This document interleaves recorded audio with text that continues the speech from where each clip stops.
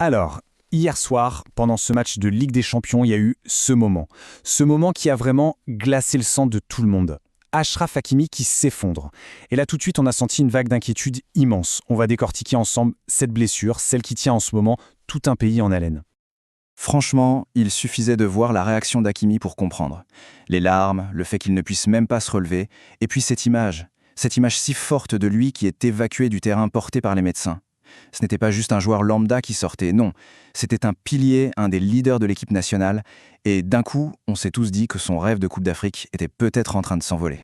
Et ça n'a pas traîné, hein. Le drame sur le terrain est devenu une espèce d'angoisse nationale. Sur les réseaux sociaux, dans les cafés, au bureau, partout, tout le monde se posait la même question. Alors c'est grave, qu'est-ce qu'il a vraiment? Il faut dire que les premiers signes, ils n'étaient pas du tout rassurants. Le fait qu'il ne puisse pas du tout poser le pied par terre, qu'on doive l'évacuer comme ça, et puis après on a vu les photos, les béquilles, la grosse botte de protection, chaque nouvelle image en fait ne faisait qu'ajouter à la peur de le voir absent pour un long moment. 61 000, c'est juste énorme.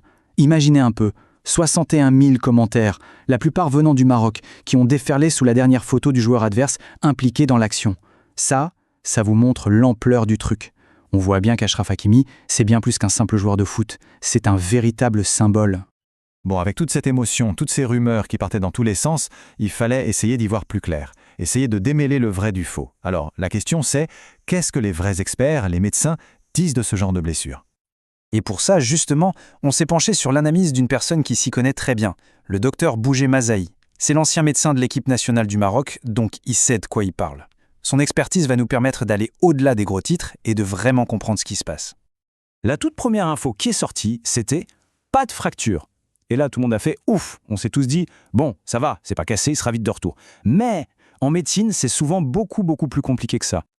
Et c'est là que ça devient super intéressant. C'est le point clé de toute cette histoire. Le docteur Zahi dit quelque chose qui va complètement à l'encontre de ce que tout le monde pense. Ça nous force à tout revoir. Parce que, en gros, pas de fracture, ça ne veut pas dire bonne nouvelle. Ça pourrait même être le contraire. Alors pourquoi? Comment ça se fait? Pour le comprendre, il faut qu'on regarde d'un peu plus près comment fonctionne une cheville. C'est quoi, au juste, qui rend cette articulation si complexe et finalement si fragile, même quand l'os n'est pas cassé? Le docteur Zahi insiste beaucoup là-dessus.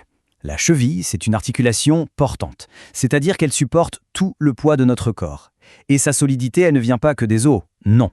Elle dépend énormément de tout un réseau de tissus mous, et surtout des tendons. Il faut voir les tendons comme des câbles ultra solides qui tiennent tout en place. Et des câbles, il y en a un paquet. Entre 8 et 12 tendons majeurs qui passent par là. C'est une vraie usine à gaz. Alors imaginez, si un seul de ces câbles se déchire ou s'abîme, eh bien c'est toute la structure, tout l'équilibre de la cheville qui est menacé.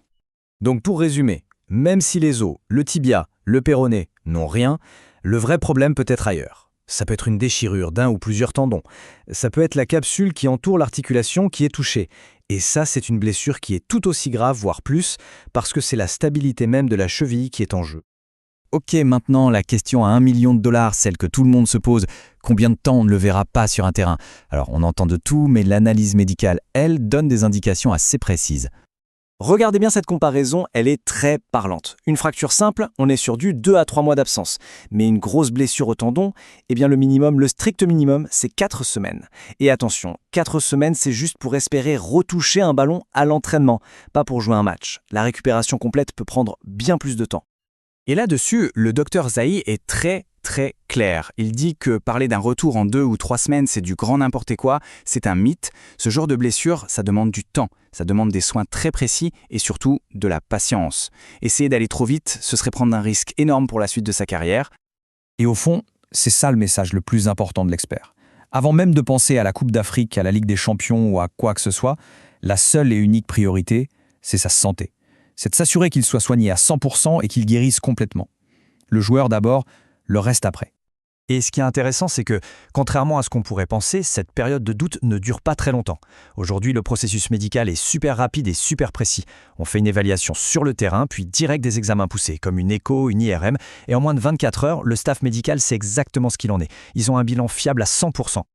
Donc, pour conclure, ce qu'il faut retenir, c'est que la nouvelle pas de fracture, qui semblait rassurante au début, cache en fait une réalité bien plus complexe. La priorité absolue, on l'a dit, c'est une guérison totale. Mais la grande question, celle qui reste en suspens, Est-ce qu'il sera prêt à temps pour la Coupe d'Afrique des Nations? Pour l'instant, personne n'a la réponse, et c'est tout un pays qui retient son souffle en attendant des nouvelles de son champion.